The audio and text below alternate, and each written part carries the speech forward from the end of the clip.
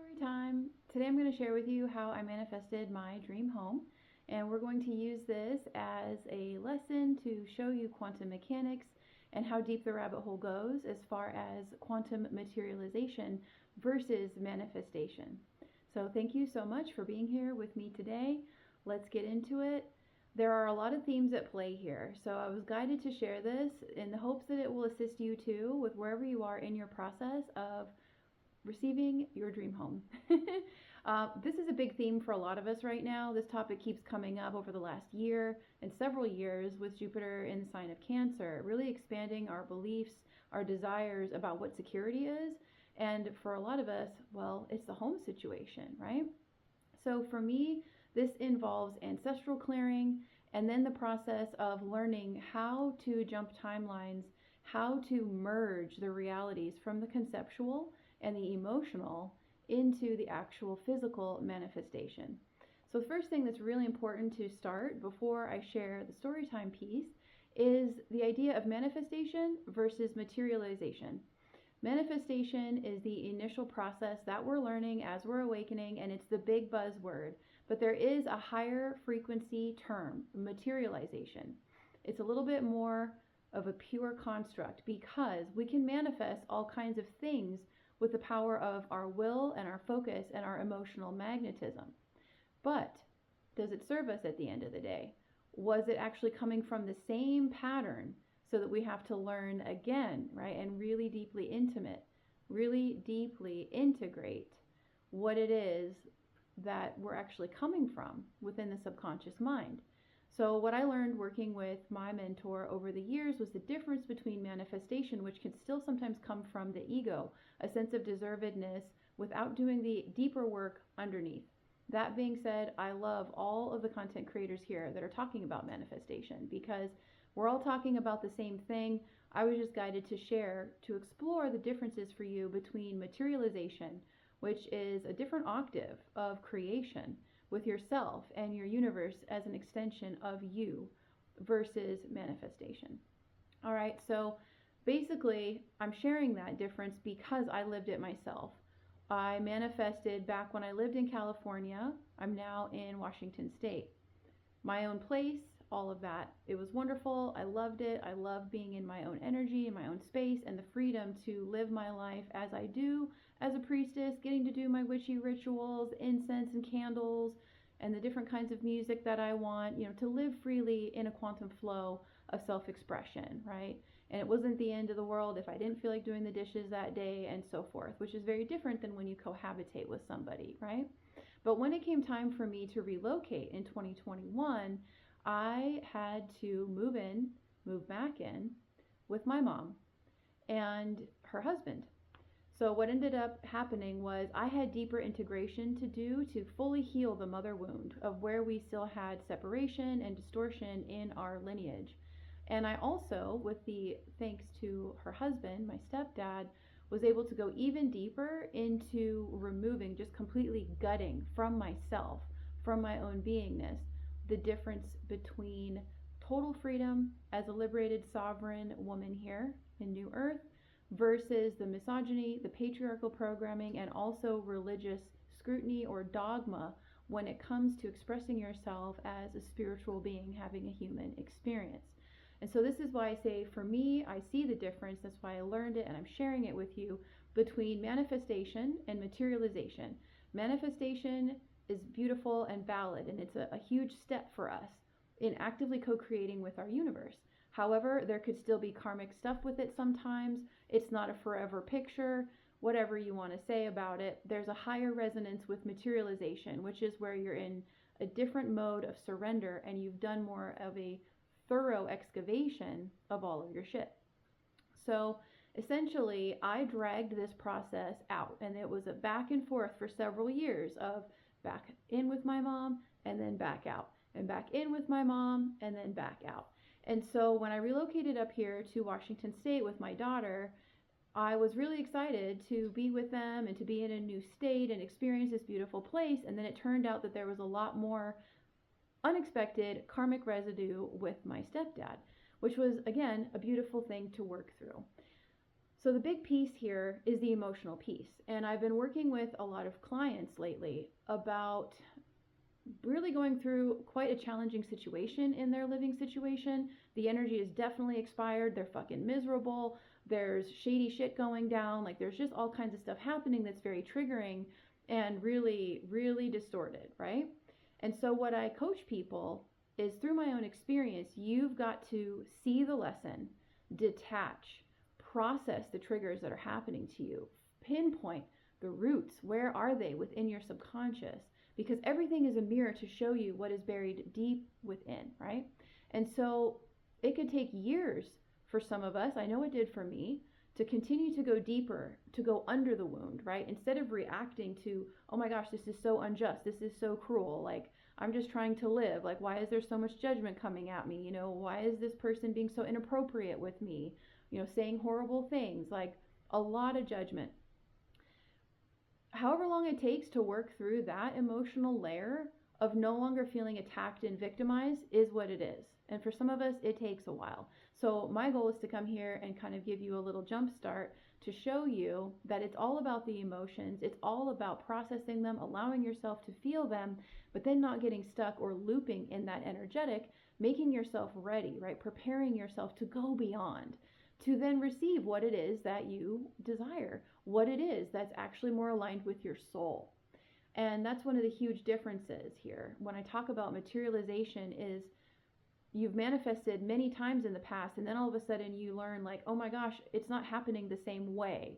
I'm not able to do it the same way. And that's because you've elevated yourself, and the universe is now pressing you to go deeper and to come from an even more pure or soul aligned state of being and conscious awareness that you're applying to the situation.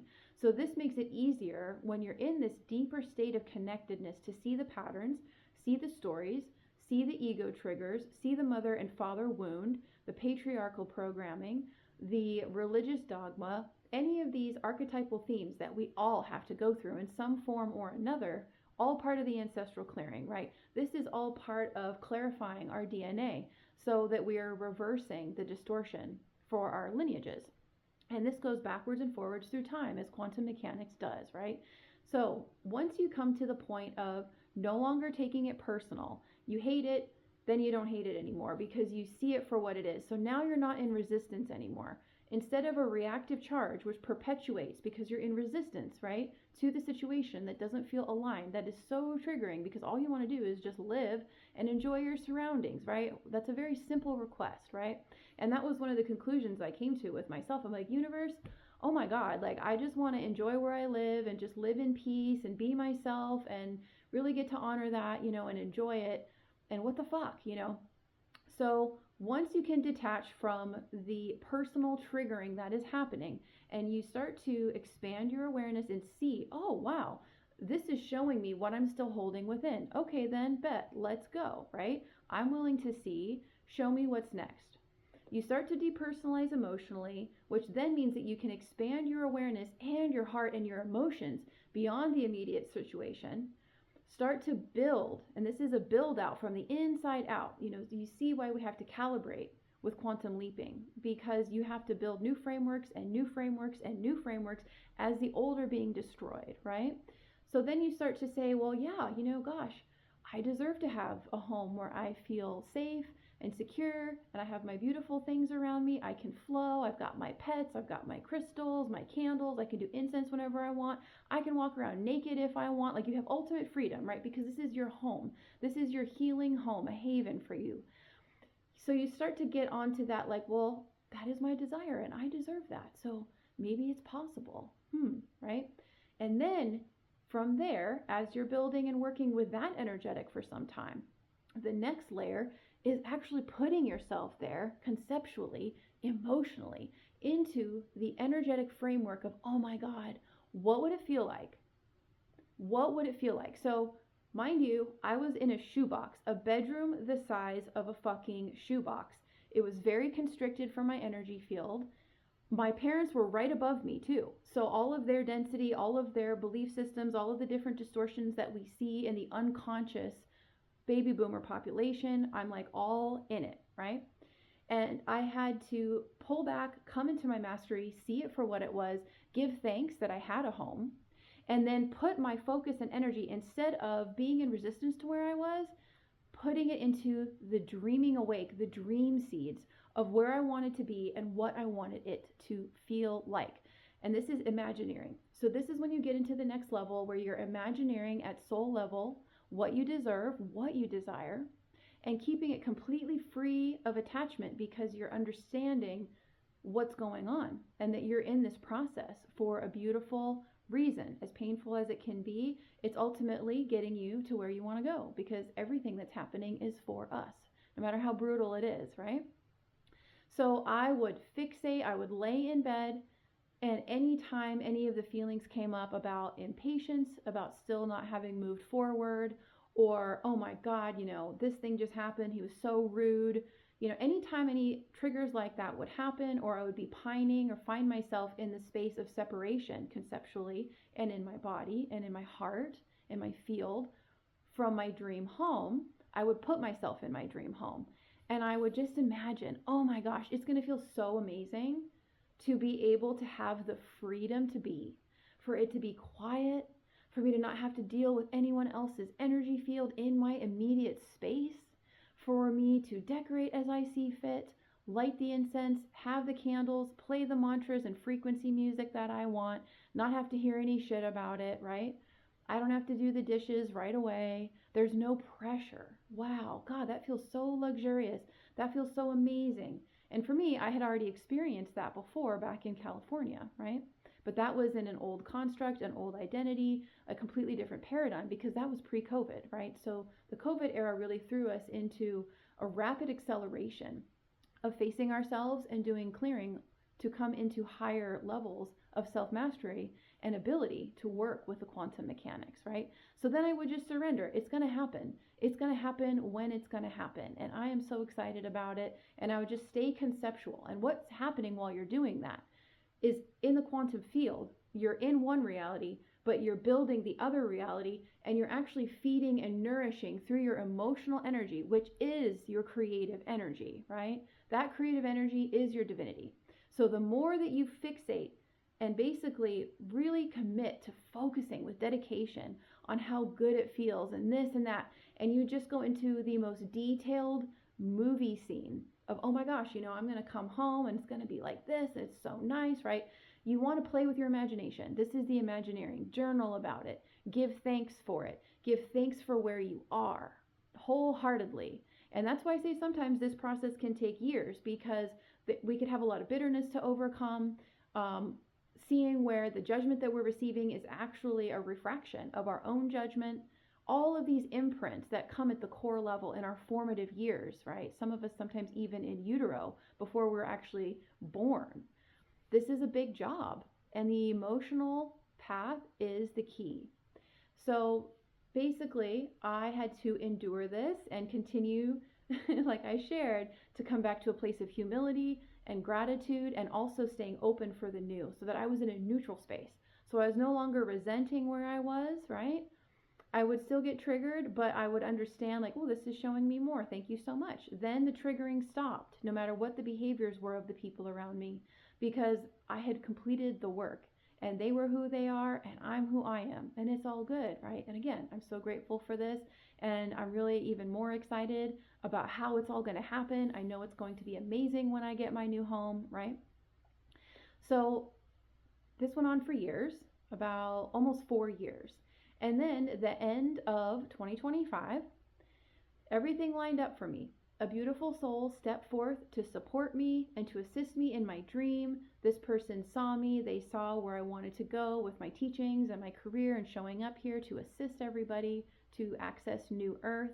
And this person co-signed so that I could qualify. So now every day since December, I wake up and I look around and I'm like, oh my gosh, I used to live in a tuna can. And now I'm in this beautiful space with 2 bedrooms, a huge bathroom, beautiful kitchen, a balcony, vaulted ceilings. It's full of my library one of the great sources of pain for me was that all of my books, my crystal instruments, my andaras, all of my crystals, my jewelry, all of my sacred artifacts that I had amassed throughout, my travels, everything was all in a storage unit. And to me, that just felt so sad, right? Like, oh my God, all my art supplies, everything is just fucking locked away in a storage unit. Like, it's just waiting to be unleashed, right? So in the divine timing, in the process of me imagining and truly having a humble and grateful heart for where I was, what was no longer acceptable, what didn't resonate with who I was at soul level, and yet witnessing that from detachment and neutrality and looking at it as this data. Yeah, A plus B equals C. This dynamic doesn't fit for me anymore. My energy, actually, my light is actually triggering them, so it doesn't serve them either. I'm so grateful for this, however. This has been an amazing ride. There's nothing more like the gift to see, because when you see, you are free. And I know the next is going to come in, right? So now every day I wake up and I'm just over the moon, so grateful to have my own space. And my field can expand. I can live as I want, right? As I see fit, in my own quantum flow. So this is just one example of the differences of the ping-ponging that, for me anyway, happened with manifestation after doing the deep clearing and the ancestral work and the neutrality, coming into materialization. And this formula can be applied to anything that you're working on in your life. So your financial situation, your relationships, your home, all of these, your health, all of these categories of the human experience. So let me summarize it before we end. And I look forward to hearing what you feel. Basically, we have a situation. It triggers us, it challenges us, it brings up all of our shit. The faster that we can see that this is for us, it's not an attack. The faster that we can renounce victimhood and come into a space of humble gratitude for being able to see, we can liberate ourselves from that resistance, from that charge. We decharge the situation.